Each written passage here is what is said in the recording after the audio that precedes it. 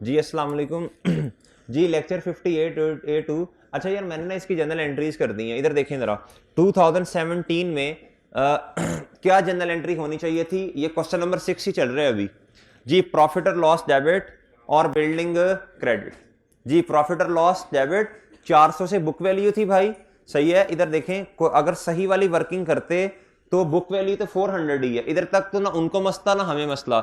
40 रुपए का डेफिसिट आया, इसकी एंट्री कौन है डेफिसिट की, भाई हमेशा करते आए हैं। प्रॉफिट और लॉस डेबिट और रिटेन अर्निंग्स और सॉरी बिल्डिंग क्रेडिट। उन्होंने क्या किया, उन्होंने गलत ट्रीटमेंट कर लिया इसका। जी 2016 की बुक वैल्यू में तो कोई इख्तलाफ नहीं है। जी क्या हुआ, 60 रुपए से क्या हुआ भाई, आपके सरप्लस क्या हो गया, सरप्लस आ गया। जी बिल्डिंग डेबिट और सरप्लस क्रेडिट, ये गलत एंट्री हुई है, ये किताबों में क्या है भाई, गलत एंट्री। जी बिल्डिंग डेबिट सरप्लस क्रेडिट। अगर इसको रेक्टिफाई करना है तो प्लीज एंट्री बताएं। बिल्डिंग जी बिल्डिंग को आपने क्या करना है, 40 रुपए से क्रेडिट, सही है जी। और प्रॉफिट और लॉस को आपने करना है 40 रुपए से क्या, डेबिट। आप प्रॉफिट और लॉस को उठाएं, इसको कर दें डेबिट जी। उसके बाद भाई बिल्डिंग इधर 40 है, इधर है बिल्डिंग 60 की। बिल्डिंग 40 से कम होगी और इन्होंने बिल्डिंग बढ़ाई है, इसको रिवर्स कर दें। बिल्डिंग 100 से क्या हो जाएगी, क्रेडिट। और भाई ये सरप्लस इन्होंने क्रेडिट किया, इससे आप डेबिट कर दें, ये एंट्री आपकी मैच कर गई, सही है सर जी। अब आप देखें, अब आप देखें भाई, इधर तो आपने आके क्या किया, 360 रुपए से पीपी में लिख दिया भाई। ये तो सही वाले एक्सट्रैक्ट्स बनाने, एक्सट्रैक्ट्स जब बनाते हैं तो सही वाली अमाउंट लिखते हैं या गलत वाली, सही वाली 360 से लिख दी। अब आप इधर आए, अब जब इंक्रीज एंड अच्छा जर्नल एंट्री से चलना बहुत, जर्नल एंट्रीज करते हुए मुश्किल होती है कि यार 2-4 मिनट लग जाएंगे, लेकिन बाद में फिर धड़ाधड़ सवाल करते हैं, ठीक है। अच्छा पहले हमने थोड़ा सा क्वेश्चन को डायरेक्ट करने की कोशिश की, लेकिन जब हम डायरेक्ट क्वेश्चन करते हैं ना तो बहुत सारी चीजें हर बच्चा जो है ना उसके बस की बात नहीं होती। तो भैया जनरल एंट्री करना ज्यादा फायदेमंद है, इससे 3-4 मिनट तो लगेंगे आपके, लेकिन बाद में जल्दी जल्दी काम करेंगे जी। अब रेक्टिफाइंग एंट्री को देखें, अगर मैं आपसे पूछूं 2017 में इंपैक्ट ऑन प्रॉफिट क्या आया, जी बताएं जरा। ये प्रॉफिट और लॉस वाली आइटम, डेबिट है तो प्रॉफिट क्या हो जाएगा, कम, सही है सर जी। लेकिन हम तो प्रॉफिट और लॉस के एक्सट्रैक्ट्स नहीं बना रहे ना, सही है, तो उधर तो कुछ नहीं आना। लेकिन लाइन आइटम वो भी नहीं बना रहे 2017 की। लेकिन रिटेन अर्निंग्स में अगर आपसे पूछूं तो प्रॉफिट अगर कम हुआ तो अल्टीमेटली रिटेन अर्निंग्स कितने से कम हुई, 40 रुपए से। एग्री कर गए आप लोग, अच्छा जी। बिल्डिंग कितने से कम होगी मेरे भाई, 100 से। बिल्डिंग कितने से कम हो गई, 100 से। एग्री करते हैं आप लोग, अच्छा। सरप्लस 2017 में कितने से कम हो गया, 60 रुपए से। एग्री कर गए आप लोग, आसान है ना जनरल एंट्री से चलना, डायरेक्ट चलना बंदे की बस हो जाती है, नई चीजें समझ आती हैं। जनरल एंट्री से यही चीज ऐसे ऐसे ऐसे समझ आई, ठीक है। चलें अब आपने मेरी बात क्या कर लेनी है, मान लेनी है कि जिस तरह का मर्जी सवाल हो आपने किससे चलना है, जनरल एंट्री से, ठीक है भाई। जी जी जी जी हाँ, उसके बगैर तो समझ ही नहीं आनी, उसके बगैर तो समझ, ये रिवैल्यूएशन उसके बगैर नहीं, ये रॉन्ग भी करनी पड़ेगी, ये भी करनी पड़ेगी। ये अभी पहले हमने थोड़ा सा डायरेक्ट किया इसलिए आपको लंबा लगे। अगर अब हम जनरल एंट्री से चलते तो ये 20 से 25 मिनट में हो जाना चाहिए सवाल।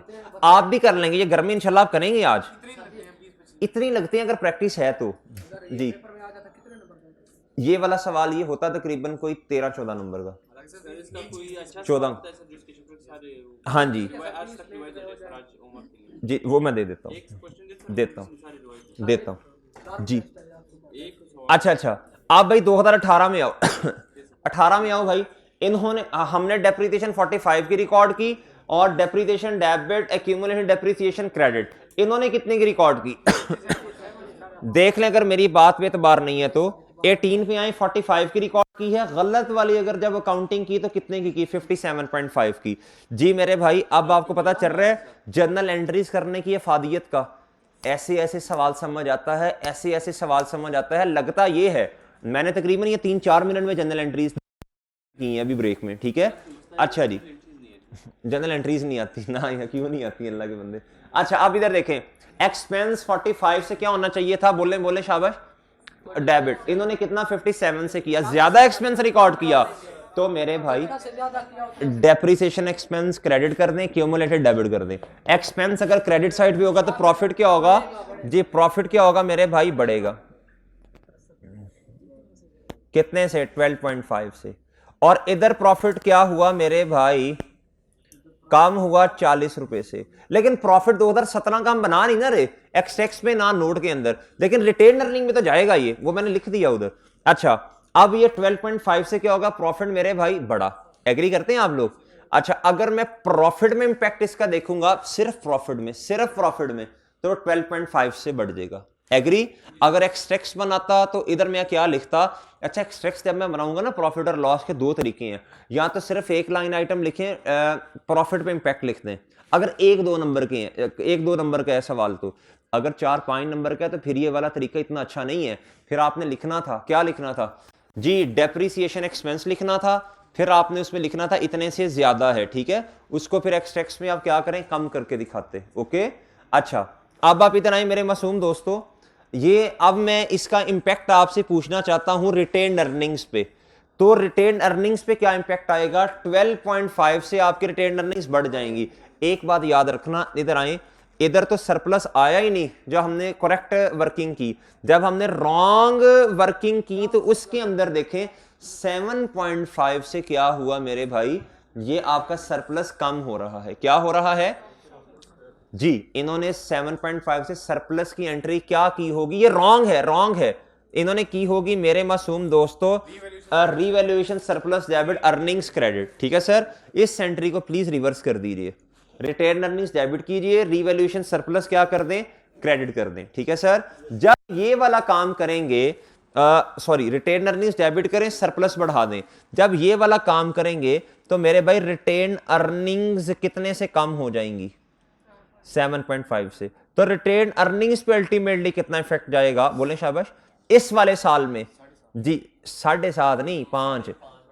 प्रॉफिट की वजह से रिटेन अर्निंग्स 12.5 से बढ़ी, और डायरेक्ट ये सीधा बराह रास्त रिटेन अर्निंग्स पे इंपैक्ट आ रहा है 7.5 से कम होने का, 5 से बढ़ जाएंगी। लेकिन सुनिए भाई, जब हम बैलेंस शीट की आइटम्स को फॉलो करते हैं, उसके नोड या एक्सट्रैक्ट्स बनाते हैं, तो भाई ये 40 पिछले वाला सही है, ये 40 पिछले वाला ठीक है, और ये 12.5 इस साल वाला, इससे बड़ा 7.5 से कम हुआ, तो ये अल्टीमेटली कितना आ गया, 35 रुपए आया। डन मेरे भाई। अब आप आ जाए मेरे भाई सरप्लस पे। पिछली दफा सरप्लस कितना था, 60 रुपए का। कितने का, 60 से नेगेटिव था, आप 7.5 से बढ़ा दीजिए, ये देखें तो आपके पास 52.5 आ गया। अच्छा जी, अब आप आए भाई बैलेंस शीट, सॉरी अब आप आए पीपी के ऊपर। किसके ऊपर आए जी, आपके पास पीपी कितना नजर आ रहा है आपको, 100 से नजर आ रहा है, 100 से कम है जी। अब आपने जब अगला साल आना है तो क्या करें, इस 100 को पकड़ें, इस 100 को -100 लिख दें इधर जी। और मेरे भाई देखें, ये क्यूमुलेटेड डेप्रिसिएशन अगर क्रेडिट होती है तो पीपी कम होगा, अगर डेबिट हो रही है तो पीपी बढ़ेगा। प्लस 12.5 कर दें तो 87.5 आ जाएगा। ये समझ आ गई अब आपको जी? ठीक है मेरे भाई जी, ओके है, डन भाई। चलें, ये मेरा ख्याल ये बात समझ आ गई अब जी मेरे भाई।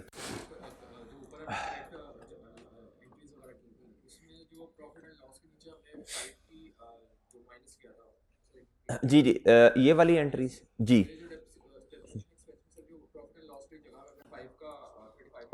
जी जी जी, देखें इसकी एंट्री क्या होगी, देखें इसकी एंट्री होगी, ये 5 रुपए है, ये है प्रॉफिट और लॉस वाला कॉलम, ये 5 से अब आपने क्या किया, प्रॉफिट क्या हुआ जी, ये आपके पास 35, पहले 35 था, 35 का लॉस था, अब कम हो गया लॉस, तो यानी इसका मतलब है क्रेडिट, प्रॉफिट और लॉस क्रेडिट, और दूसरा इंपैक्ट रिटेन अर्निंग्स डेबिट, तो वो अल्टीमेटली निल है ना।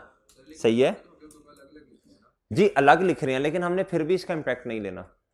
ठीक है, जो हमने IAS 16 में सीखा था ना, अपने बेसिक्स वही रखने हैं आपने, नहीं लेना। ठीक है, ठीक है भाई। इसकी अगर मैं जनरल एंट्री करूं तो मुझे आप बताएं क्या होगी, इस 5 रुपए की जनरल एंट्री, ये प्रॉफिट और लॉस है ना, प्रॉफिट और लॉस अब कम, नेगेटिव नहीं है, पॉजिटिव है, तो प्रॉफिट और लॉस 5 से क्रेडिट, रिटेन अर्निंग्स मेरे भाई, अच्छा अच्छा चलें अभी चल जाते हैं जी, लगा लें। गुड्डू तेरी कल क्लास है जी क्या हुआ इससे नहीं चल रहा, चलें कोई नहीं भाई। देखें रिटेन अर्निंग 5 से डेबिट और प्रॉफिट और लॉस 5 से क्रेडिट, ठीक है। तो रिटेन अर्निंग्स में तो अल्टीमेटली आपको पता है ना, ये वाला इंपैक्ट जो है अगर प्रॉफिट और लॉस बढ़ रहा है, सही है, तो जब जी आना चाहिए, लेकिन आप अपनी बेसिक्स पे रहें, पुराने वाली बेसिक्स पे रहें, ठीक है, ना लें इसकी एंट्री का कोई इंपैक्ट ना लें फिलहाल, ठीक है। ओके ओके सीन्स, ठीक है भाई। अच्छा जी, अब मेरे मासूम दोस्तों, मेरा तो अब इरादा है 10-12 मिनट पड़े हैं। क्वेश्चन नंबर 9 बहुत आसान है, सॉल्व हो सकता है जी। क्वेश्चन चलें फिर, आपका होमवर्क है जी क्वेश्चन नंबर 9 और question number 10, changes in equity. खुद ही तू कह रहा था सर कोई सवाल ऐसा बता दे। भाई ये बड़ा आसान है, ये दोनों सवाल यकीन कर बड़े आसान है, बहुत आसान है जी जी। टैक्स का देखिए, मैं ज्यादा होमवर्क नहीं दे रहा, ये दोनों क्वेश्चन आपके 50-45 मिनट्स में सॉल्व होने चाहिए आप। ये क्वेश्चन नंबर 9 और क्वेश्चन 10 होमवर्क, क्वेश्चन 9-10। अच्छा मैं थोड़ी सी थ्योरी पढ़ा लूंगा आपको, नहीं नहीं जी जी।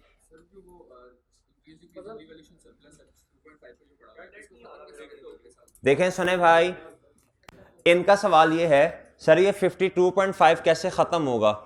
जब आप 2019 में आएंगे, 19 पे आके ये तो रॉन्ग इंपैक्ट है ना, ये तो आगे कैरी फॉरवर्ड ही नहीं हो रहा, ये तो इधर ही खत्म हो गया, इसकी तो कोई जनरल एंट्री नहीं है। ये तो इसे आप कहते हैं कौन से वाला एरर, पोस्टिंग एरर। कौन सा एरर मेरे भाई, पोस्टिंग एरर। ये जिस साल का था उसी साल खत्म हुआ, ये आगे कैरी फॉरवर्ड नहीं हो रहा, ठीक है जी जी। एलिमिनेट कैसे होगा, ये वर्किंग के अंदर नजर ही नहीं आ रहा ना, इधर देखें, ये तो सिर्फ एक्सेल की शीट का मसला था ना, उसके अंदर इंपैक्ट 2019 में ऑलरेडी हमने इसका इंपैक्ट ले लिया। ये वाला जो 2018 का इंपैक्ट था, ये 2018 के अंदर रहा। जब 19 के फाइनेंशियल्स हमने बनाए, इसमें नहीं लिखा हुआ उसने कि 2019 में भी इंपैक्ट कैरी फॉरवर्ड हो रहा है, इसका मतलब है 19 में हमने ऑलरेडी इसको सही कर लिया होगा। सही है भाई, 19 के अंदर ऑलरेडी इंपैक्ट ले लिया होगा इसका, सही है। यही मैंने आपको कल बताया था। अगर नहीं इस वाले का, ये आगे कैरी फॉरवर्ड ही नहीं हुआ ना ये वाला, किसको खत्म कैसे किया होगा। अब ये तो उस फाइनेंस मैनेजर के पास ही जाना पड़ेगा, क्योंकि इधर तो नहीं आ रहा ना इंपैक्ट इसका जी। खत्म इसी तरह किया होगा ना, इसको रिटेन अर्निंग्स को कम कर दिया होगा और इस पे रिवैल्यूएशन सरप्लस को ले गए होंगे, ठीक है। तो ये है, जब आप गलती करते हैं ना, तो आपने देखना होता है, कुछ गलतियां ऐसी होती हैं जिसका इंपैक्ट अगले सालों में आता है, कुछ गलतियां इस तरह की होती हैं जिसका इंपैक्ट उसी साल में रह जाता है। अब ये जो 52.5 का आपके पास भाई चुप चुप, ये जो 52.5 का आपके पास रिवैल्यूएशन सरप्लस पड़ा हुआ है इस टाइम किताबों में, भाई ये है गलत। ये क्या है गलत, ये 19 में, और जब 19 के फाइनेंशियल्स आपने बनाए होंगे इसके अंदर आपने ऑलरेडी इंपैक्ट ले लिया होगा जी। कैसे लिया होगा अब उसकी वजाहत उन्होंने नहीं की, ठीक है। लेकिन फिर भी अगर आपने इसको, फिर इसकी एंट्री क्या होनी चाहिए थी, उन्होंने सरप्लस को क्या किया, बढ़ाया, सही है, सरप्लस को बढ़ाया। अब आप सरप्लस को कम कर दें और अपनी बिल्डिंग को भी कम कर दें, सरप्लस डेबिट बिल्डिंग क्रेडिट, ठीक है। लेकिन इसमें वजाहत ही नहीं हुई ना इधर, तो हम एज्यूम करेंगे बस सही है, बिल्कुल सही है, ठीक है, जब सवाल नहीं कोई बताया। वैसे एंट्री तो यही होनी चाहिए इसकी। अगर गलत बिल्डिंग को उन्होंने डेबिट किया पिछले साल और सरप्लस को क्रेडिट किया, फिर जब सही करेंगे तो बिल्डिंग आपकी हो जाएगी क्रेडिट, सरप्लस डेबिट होगा, ठीक है। लेकिन इधर तो ये वाली बात ही नहीं है, इधर तो देखें आगे ये वाला इफेक्ट कंटिन्यू ही नहीं कर रहा। जिस तरह कल आपको याद होगा, कल एक सवाल हमने किया था जिसमें कहता था डेप्रिसिएशन एक्सपेंस 25 रुपए का आना चाहिए था, लेकिन 10 रुपए का आना चाहिए था। आपने कितना रिकॉर्ड कर दिया, 25 रुपीज का। उसका इंपैक्ट सिर्फ उसी साल में था, अगले साल में नहीं था, सही है, वो सिर्फ साल की गलती थी। इस तरह इधर भी सिर्फ इसी साल में गलती है। 2017 का क्लोजिंग गलत है, 18 में डेप्रिसिएशन का इंपैक्ट गलत है। 7 मिनट मेरा ख्याल पड़े हैं, तो इंशाल्लाह हम इसमें कुछ थोड़ा बहुत जरूर पढ़ लेंगे जी। आप इधर आए मेरे मासूम दोस्तों। यार ये नहीं चल रहा, अच्छा जी। सलीम भाई एक मिनट रोकिएगा, मैं जरा इसको सेट करूं जी। अच्छा जी, चलें जी। कहते हैं जब जिस अच्छे काम को करने का दिल ना कर रहा हो, तो उस वक्त उस अच्छे काम को जरूर करना चाहिए। तो इसलिए अभी आपका मैच देखने को दिल कर रहा है, लेकिन हम इंशाल्लाह थोड़ी सी थ्योरी 3-4 मिनट में पढ़ते हैं। IS8 accounting estimate, change in accounting जी, accounting policies, change in accounting estimates and errors. भाई तीन चीजें IS 8 के स्कोप में है। कहता जी IS 8 shall be applied in, सुनने भाई सुने सुने, कहता जी selecting and applying accounting policies, कहता जी अकाउंटिंग पॉलिसीज को अप्लाई करना जी, कहता accounting for changes in accounting policies. जी मेरे भाई IS 8 के स्कोप के अंदर चार चीजें शामिल हैं, selecting and applying accounting policies. Accounting policies का मतलब पता है आपको क्या होता है? जी भाई अकाउंटिंग पॉलिसीज का मतलब क्या है भाई? अगर कोई स्टैंडर्ड में चेंज हो जाए जी अकाउंटिंग तो क्या होता है? अकाउंटिंग पॉलिसी है। जिस तरह हमने पढ़ा था IS 23 के अंदर चेंज आ गया, सही है जी। पहले क्या था जी, इससे फाइनेंस कॉस्ट ट्रीट करते थे, अब इसे कैपिटलाइज करना है। अगर स्टैंडर्ड खुद कह दे कि इसका इंपैक्ट लेना है आपने, क्या बोले शाबाश, रेट्रोस्पेक्टिव, सही है सही है। कहता जी हाँ जी, तो फिर हम क्या करते हैं, फिर चैलेंज नहीं करते, फिर हम क्या एज्यूम करते हैं कि भाई इसको अप्लाई करना पड़ेगा इस अकाउंटिंग पॉलिसी को, किस तरह, रेट्रोस्पेक्टिवली। कहता accounting for changes in accounting policies. Accounting policies का आपको पहले ही पता है रेट्रोस्पेक्टिव इंपैक्ट होता है। Accounting for change in accounting estimates, accounting estimates क्या, यूजफुल लाइफ का चेंज होना, रेजिडुअल वैल्यू का चेंज हो जाना, और किसका चेंज होना भैया, रेट का जी, रेट इन परसेंटेज जो होता है उसका चेंज होना। उसके अलावा इम्पेयरमेंट जो है मेरे भाई, ये भी एक एस्टीमेट है, क्या है। और उसके बाद IS 2 के अंदर आपने NRV की एडजस्टमेंट पढ़ी थी, वो भी क्या होता है जी, आपने पढ़ना। IS 2 कहता है, IAS 2 क्या कहता है, कहता है जी closing stock should be recorded at lower of cost या फिर NRV। अब NRV के अंदर जो चीजें आप लेते हैं वो होता है एस्टिमेटेड सेलिंग प्राइस, लेस आप करते हैं estimated cost of completion and cost to sell, ये भी एस्टिमेट्स होते हैं, ये फ्यूचर की चीजें हैं। उसके बाद ये जो आप मेरे भाई, ये जो आप डाउटफुल डेट के बारे में जो प्रोविजन लगाते हैं, increase in provision, decrease in provision, ये भी एस्टिमेट होता है। ये भी क्या होता है जी, कहता accounting for correction of prior period errors, कहता पिछले सालों में कोई आपने कर दी गलती जी मेरे भाई, इसके ऊपर भी क्या लगेगा, IS 8 लगेगा। सही है सर, IS 8 लगेगा एरर्स पे, अकाउंटिंग एस्टिमेट्स पे, और मेरे भाई अकाउंटिंग पॉलिसीज अगर चेंज हो जाए, या अगर आपने किसी स्टैंडर्ड सिलेक्ट करनी है एंड अप्लाई करनी है अकाउंटिंग पॉलिसी, सही है कि अकाउंटिंग पॉलिसी का देखें। अब है जी आपके पास IS 40, एक है कॉस्ट मॉडल, एक है जी आपके पास फेयर वैल्यू मॉडल। आपने कौन सा मॉडल सेलेक्ट करना, ये क्या है, सेलेक्ट करना अकाउंटिंग पॉलिसी को, ये क्या है, और फिर उसके बाद अप्लाई करना, सिलेक्टिंग एंड अप्लाइंग, ये क्या अकाउंटिंग पॉलिसी। इसके ऊपर भी कौन सा स्टैंडर्ड लगता है, IS 8 लगता है। अच्छा मेरे भाई, कहता जी रेट्रोस्पेक्टिव एप्लीकेशन, ये क्या होती है, कहता जी रेट्रोस्पेक्टिव एप्लीकेशन का मतलब है is applying a new accounting policy to transactions, other events and conditions as if that policy had always been applied. कहता रेट्रोस्पेक्टिव एप्लीकेशन का मतलब है अप्लाई करना नई वाली काउंटिंग पॉलिसी, क्या कर देना मेरे भाई, नई वाली काउंटिंग पॉलिसी। जी नई काउंटिंग पॉलिसी का मतलब क्या है, बोले शाबाश जी, फेयर वैल्यू से मॉडल का चेंज होना। कहता आपने ऐसे एज्यूम करना है कि ये क्या हो रही है, पहली दफा अप्लाई हो रही है जिस तरह, सही है। कहता इसका इंपैक्ट फिर आपने कैसे लेना है, प्रायर पीरियड्स पे भी इसका इंपैक्ट आएगा, रेट्रोस्पेक्टिव इंपैक्ट आएगा, ये कहना चाह रहा है if that policy had always been applied, ठीक है जी। कहता रेट्रोस्पेक्टिव रीस्टेटमेंट क्या होती है, रेट्रोस्पेक्टिव मेरे भाई रीस्टेटमेंट का मतलब है कि आपने जो चेंज आई है उसे पिछले सालों को आपने रीस्टेट करना, क्या करना, कहता is correcting the recognition, correct करना, सही करना। रिकॉग्निशन का मतलब होता है रिकॉर्डिंग करना। मेजरमेंट का ताल्लुक है अमाउंट के साथ, किसके साथ मेरे भाई, कहता जी एंड डिस्क्लोजर ऑफ अमाउंट, और डिस्क्लोजर का मतलब होता है notes to the financial statement के अंदर जाके आपने कुछ चीजों को लिखना, of elements of financial statement as if prior period error had never, बोले शाबाश, अकर्ड, ठीक है भाई। कहता जी अकाउंटिंग पॉलिसी का चेंज हो जाना, उसके बाद अगर कोई एरर है, क्या है, कोई एरर है, कहता उसकी वजह से भी इंपैक्ट जो आएगा क्या आएगा, पिछले सारे सालों पे आएगा। प्रोस्पेक्टिव एप्लीकेशन का मतलब क्या होता है, प्रोस्पेक्टिव का मतलब है, चेक हो गए, अब तो बच्चे चले गए हैं, कल फिर ना जल्दी अगर आ जाएं, नहीं यार इस तरह ना फिर वो कुछ बच्चों को मिलता है टेस्ट, कुछ को नहीं मिलता। अगर वो आज ना आते फिर, अगर ना आते फिर नहीं, कल कल कल कल। अच्छा जी, कहता रिकग्नाइजिंग द अफेक्ट, मुझे लिस्ट भी दे देना, लिस्ट मेरे तक आज मुझे दे दें उधर, ठीक है, वो मैं नंबर तो देखूँ ना इनके कितने हैं। इनके दो टेस्ट 3 टेस्ट हो गए, मैंने कुछ भी नहीं कहा बच्चों को, कोई बेइज्जती शिस्ती नहीं की आप लोगों की है। नहीं 6 मिला है आपको? नहीं मिला, ये 6 है। अच्छा 5 का मैंने कुछ नहीं कहा, 5 मैंने कुछ नहीं कहा, उसकी 5 की लिस्ट और 6 की लिस्ट, ये दोनों लिस्ट दे दीजिएगा मुझे। अच्छा जी, कल जो जिन्होंने टेस्ट नहीं दिया होगा वो एक टांग इधर करके खड़ा होगा जी। नहीं मैंने अब सजाएं देनी है, मैंने अब छुट्टी मंगवा लेनी है, आखिरी महीना चल रहा है, आप लोग बंदे नहीं बन रहे जी। Recognising the effect of change in accounting estimate, sorry कहता जी रेट्रोस्पेक्टिव एप्लीकेशन क्या होती है, कहता change in accounting policy and of recognising the effect of change in accounting estimate respectively. अब मेरी बात सुनिएगा मेरे भाई, अब क्या है, एक है इंपैक्ट किसी चीज का लेना पिछले सारे सालों से, एक है ऑनवर्ड्स लेना।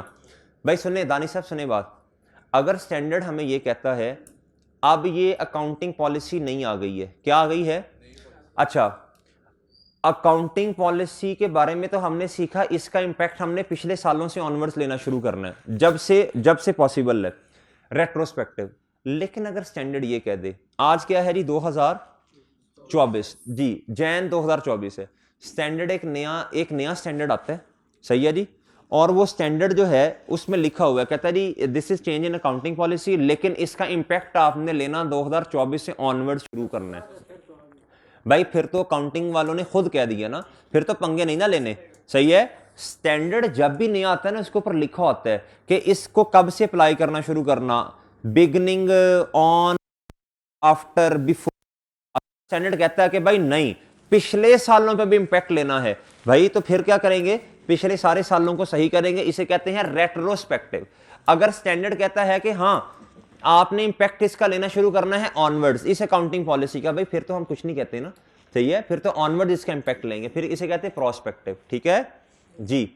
अब आप इधर आए, कहता है applying the new accounting policy to transactions other events and conditions, कहता जी occurring after the date as that which policy is changed, after the date, कहता उसके बाद से इंपैक्ट लेना शुरू करना, पिछले सालों को फिर आप नहीं छेड़ेंगे। कहता जी recognising the fact of change in accounting estimate, पहली बात करता है अकाउंटिंग पॉलिसी के बारे में, दूसरी बात किसकी कर रहा है, एस्टीमेट के चेंज, और एस्टीमेट का तो आपको पहले ही पता है, इसका इंपैक्ट वैसे ही प्रोस्पेक्टिवली लेते हैं। अब आप इधर आए जरा, ये टेबल बहुत अच्छा है, बहुत अच्छा समझाने के लिए। कहता जी concept of retrospective and prospective, कहता जी प्रोस्पेक्टिव का मतलब क्या है, कहता प्रोस्पेक्टिव का मतलब है effect of change is given to current plus future years. कहता ये वाला साल जो है इसको छेड़ें आप जिसमें चेंज इन एस्टीमेट है, सही है, या फिर आप क्या कहते हैं फ्यूचर के सालों को छेड़ें। अगर चेंज इन अकाउंटिंग पॉलिसी है और स्टैंडर्ड इजाजत देता है कि आज से पिछले सालों को ना छेड़ें, आज और इससे ऑनवर्ड छेड़ें, तो भाई फिर आज वाला ये वाला साल तो इंपैक्ट होगा और इससे ऑनवर्ड्स होगा, ठीक है भाई। अच्छा जी आगे आएंगे, रेट्रोस्पेक्टिव एप्लीकेशन का मतलब क्या, कहता effect of change is given, कहता करंट वाले साल में तो लेना ही लेना है, अगर 2024 में मसला है तो भाई 2024 में तो इंपैक्ट लेना है और अगले फ्यूचर वालों में भी लेना है, कहता लेकिन अब पिछले सालों को भी छेड़े, ये मतलब है किसका, रेट्रोस्पेक्टिव एप्लीकेशन का, किसका मेरे भाई जी। अच्छा ये रेट्रोस्पेक्टिव एप्लीकेशन का मतलब है change in accounting policy. Retrospective restatement, कहता effect of correction is given to, बिल्कुल सेम बातें वही, भाई अगर कोई आपने एरर कर दिया है तो इसका इंपैक्ट इस साल में तो सही करना है, अगले सालों में भी अगर कैरी फॉरवर्ड हो रहा है तो उसको भी सही करना है, और मेरे भाई पास को भी आपने क्या करना है, सही करना है, ठीक है, ओके है।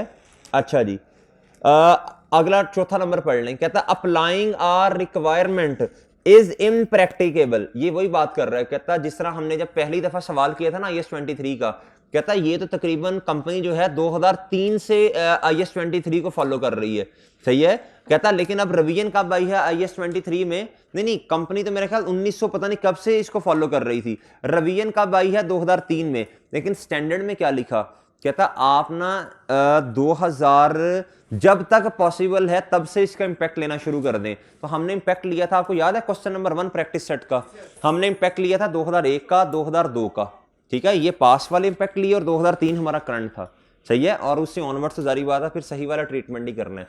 कहता applying a requirement is impractical, ऐसे पॉसिबल है कि आप अप्लाई ना कर सके, सही है, पॉसिबल ना हो, when the can not apply it after making reasonable effort to do so. कहता है कभी कभी ऐसा भी होता है कि बहुत ज्यादा कोशिश के बावजूद भी आप उसके इंपैक्ट को नहीं ले सकते, ठीक है, क्योंकि वो इम्प्रैक्टिकेबल होता है। क्या होता है? इम्प्रैक्टिकेबल। फिर उसके बारे में पढ़ेंगे, फिर उसके बारे में क्या करना होता है हमने। यहां तो स्टैंडर्ड कहता है कि भाई ये हमारा मसला नहीं है कि आप इसको अप्लाई पिछले साल आपके पास डेटा नहीं है तो आप अप्लाई ना करें। अगर तो स्टैंडर्ड इस तरह कह दे भाई, फिर तो इसका मतलब है कि हमने हर हाल में उसका इंपैक्ट लेना ही लेना है, वरना फाइनेंशियल स्टेटमेंट जो है ये सही नहीं बनी हुई, ठीक है। अगर स्टैंडर्ड इजाजत दे दे फिर सही है, लेकिन इस तरह के केसेस में डिस्क्लोजर लाजमी देना होता है। क्या देना होता है? डिस्क्लोजर लाजमी। तो पढ़ लेते हैं आगे इंशाल्लाह, सारी बातें अब हमने पढ़नी है। अगर आप थोड़ी हिम्मत करें ना, थोड़ी हिम्मत, ये कंपैरेटिव इंफॉर्मेशन के बारे में इसने बातें बताई हैं, इसकी थोड़ी रीडिंग कर लें, ठीक है। आप खुद कर लें, मैं जा रहा हूँ। फाइनेंशियल पोजीशन 2 सालों की आती है, सही है, इस तरह की बातें की हैं। ये उसने कहा हुआ है कि कभी कभी ऐसा भी होता है कि एडिशनल 1 साल की भी आ जाती है। ये इस तरह की आसान आसान बातें हैं, ठीक है। ये मेरा ख्याल है आप पढ़ लेंगे थोड़ी सी, अगर आपको टाइम मिलेगा। जी जी, अगर अकाउंटिंग, अगर फाइनेंशियल ईयर कंपनी क्या करना चाहे, जी जी, ये क्या है? हाँ जी, वो आप टैक्स पढ़ रहे हैं जी, उसमें बड़ी वजाहत से आपने पढ़ा होगा इसमें जी। वो हमने इसमें वो नहीं बनता, इस तरह चेंज होता नहीं है ना। आपने क्या उसके अंदर उन्होंने डिफाइन किया होता है कि ये वाले सेक्टर्स होते हैं, सेक्टर्स का फाइनेंशियल ईयर होता है, हर सेक्टर का डिफरेंट होता है। सेक्टर वाइज आपको डिफाइन करके बताया कि इसका ये फाइनेंशियल है, ठीक है। अल्लाह हाफिज, कल मिलेंगे इंशाल्लाह।